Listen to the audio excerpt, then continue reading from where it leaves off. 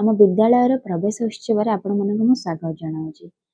ଯେହେତୁ ପ୍ରବେଶ ଉତ୍ସବ ଥିଲା ସେଥିପାଇଁ ପିଲାଙ୍କ ସହ ମିଶି କିଛି ମୁଁ ପିଲାଙ୍କୁ ଆକୃଷ୍ଟ ଲାଗିଲା ଭଳି ଝୋଟି ପକାଇଥିଲି। ଝୋଟି ତ ଏତେ ବହୁତ ଭଲସେ ଆସେ ନାହିଁ ମୋତେ, କିନ୍ତୁ ଚେଷ୍ଟା କରିଥିଲି ଟିକେ ସୁନ୍ଦର ହେବା ପାଇଁ। ସାଥିରେ ପିଲାଙ୍କ ସହ ମିଶି କିଛି କଲରଫୁଲ୍ ମଧ୍ୟ ତାକୁ କରିବାକୁ ଚେଷ୍ଟା ମୁଁ ଚଲେଇଥିଲି। ତାପରେ ଶ୍ରେଣୀ ଗୃହକୁ କିପରି ଆଉ ଟିକେ ସୁନ୍ଦର କରିପାରିବି ସେଥିପାଇଁ ମୁଁ ତ ଏକୁଟିଆ କରିପାରିବି ନାହିଁ, ସେଥିପାଇଁ ପିଲାଙ୍କ ସହ ମିଶି କିଛି ଆମର ସ୍ମାର୍ଟ ବୋର୍ଡକୁ କିଛି ଆଟ୍ରାକ୍ଟିଭ ଲାଗିଲା ଭଳି କିଛି ଡିଜାଇନ କରିଥିଲି। ଏକୁଟିଆ ତ ପାରିବିନି, ପିଲାଙ୍କ ସହ ମିଶି ହିଁ କରିଥିଲି। ଏମାନେ ଆମର 10ମ ଶ୍ରେଣୀର ପିଲାମାନେ।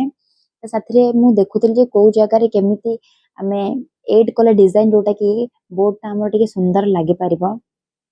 ବୋର୍ଡକୁ ଡିଜାଇନ କଲା ପରେ ପୁଣି ଲାଗି ଯାଇଥିଲି ରଙ୍ଗୋଲିକୁ ପୁରା କମ୍ପ୍ଲିଟ୍ କରିବା ପାଇଁ।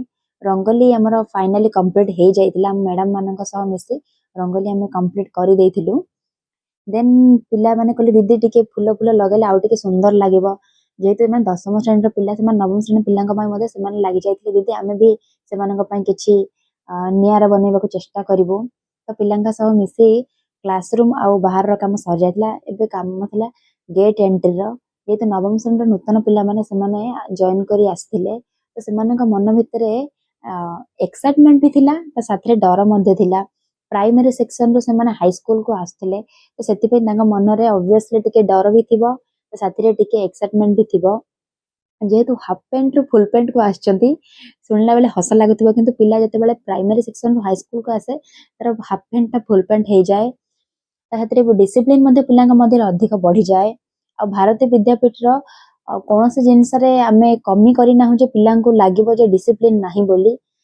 ଆଜି ଯାଏଁ ଯେଉଁ ପିଲାମାନେ ଜଏନ୍ କରି ଯାଇଛନ୍ତି ବା ତାଙ୍କର ସେସନ ସରିସାରିଲାଣି, ସମସ୍ତଙ୍କ ମନରେ ଗୋଟେ ଜିନିଷ ଭାରତୀୟ ବିଦ୍ୟାପୀଠର ପିଲାମାନଙ୍କ ମଧ୍ୟରେ ଡିସିପ୍ଲିନ ମଷ୍ଟ ରହିଅଛି।